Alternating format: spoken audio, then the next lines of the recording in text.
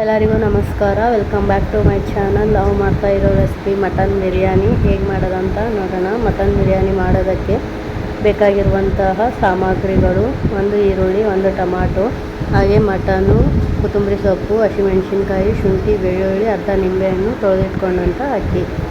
ಒಂದು ಮಿಕ್ಸರ್ ಜಾರ್ನ ತೊಗೊಂಡಿದ್ದೀನಿ. ಮಿಕ್ಸರ್ ಜಾರ್ಗೆ ಶುಂಠಿ, ಬೆಳ್ಳುಳ್ಳಿ, ಹಸಿಮೆಣಸಿನ್ಕಾಯಿ ಹಾಗೆ ಕೊತ್ತಂಬರಿ ಇಷ್ಟನ್ನು ಹಾಕ್ಕೊಂಡು ಚೆನ್ನಾಗಿ ರುಬ್ಕೋಬೇಕು. ನಂತರ ಒಲೆ ಮೇಲೆ ಒಂದು ಕುಕ್ಕರ್ನ ಇಟ್ಕೊಂಡಿದ್ದೀನಿ. ಕುಕ್ಕರ್ ಕಾದ ನಂತರ ಅದಕ್ಕೆ ಸ್ವಲ್ಪ ಎಣ್ಣೆನ ಹಾಕ್ಕೊಂಡು, ಎಣ್ಣೆ ಕಾದ್ಮೇಲೆ ಸ್ವಲ್ಪ ಚಕ್ಕೆ ಹಾಗೆ ಪಲಾವ್ ಎಲೆ, ಸ್ವಲ್ಪ ಮೆಣಸು, ಲವಂಗ, ಶಾಜೀರ ಹಾಗೆ ಸ್ವಲ್ಪ ಕರಿಬೇವು ಇದೆಲ್ಲವನ್ನು ಹಾಕ್ಕೊಂಡು, ಹಾಗೆ ಒಂದು ಈರುಳ್ಳಿಯನ್ನು ಹಾಕ್ಕೊಂಡು ಚೆನ್ನಾಗಿ ಫ್ರೈ ಮಾಡ್ಕೋಬೇಕು.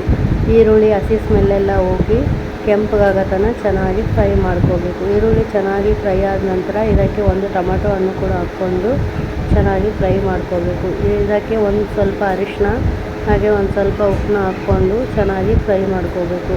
ಟೊಮಾಟೊ ಹಣ್ಣು ಸಾಫ್ಟ್ ಆಗೋ ತನಕ ಚೆನ್ನಾಗಿ ಫ್ರೈ ಮಾಡ್ಕೋಬೇಕು. ಈಗ ಟೊಮಾಟೊ ಹಣ್ಣು ಚೆನ್ನಾಗಿ ಸಾಫ್ಟ್ ಆಗಿದೆ. ಇದಕ್ಕೆ ರುಬ್ಬಿದಂಥ ಮಿಕ್ಸರಲ್ಲಿ ರುಬ್ಕೊಂಡಂಥ ಮಸಾಲೆ ಕೂಡ ಎಲ್ಲ ಹಾಕ್ಕೊಂಡು ಚೆನ್ನಾಗಿ ಫ್ರೈ ಮಾಡ್ಕೋಬೇಕು.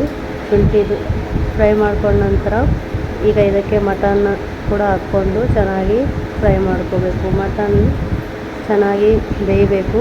ಹಾಗೆ ಇದಕ್ಕೆ ಸ್ವಲ್ಪ ಖಾರ ಹಾಗೆ ಸ್ವಲ್ಪ ಬಿರಿಯಾನಿ ಮಸಾಲ ಎರಡನ್ನೂ ಹಾಕ್ಕೊಂಡು ಚೆನ್ನಾಗಿ ಫ್ರೈ ಮಾಡ್ಕೋತೀನಿ.